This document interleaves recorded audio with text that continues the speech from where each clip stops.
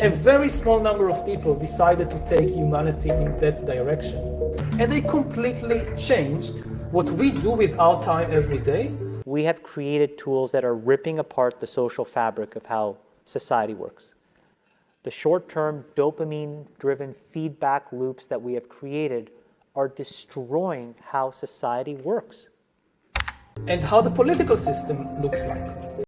I feel tremendous guilt. The biggest question of the coming decades will be what to do with all these useless people.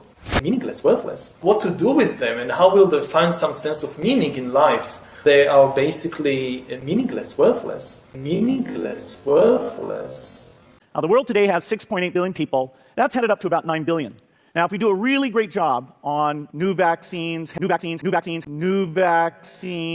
healthcare, reproductive health services, we could lower that by perhaps 10 or 15%. 10 or 15%.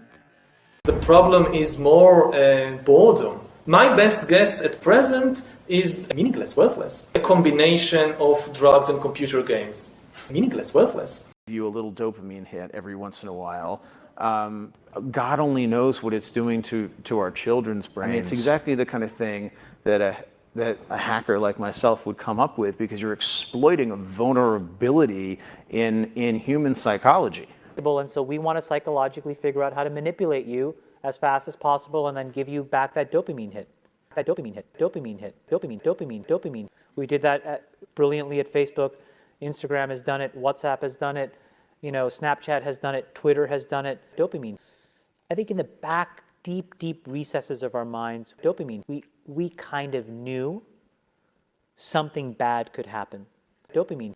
But I think the way we defined it was not like this.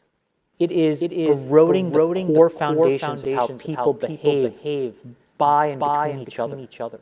If you feed the beast, that beast will destroy you. It's really bad.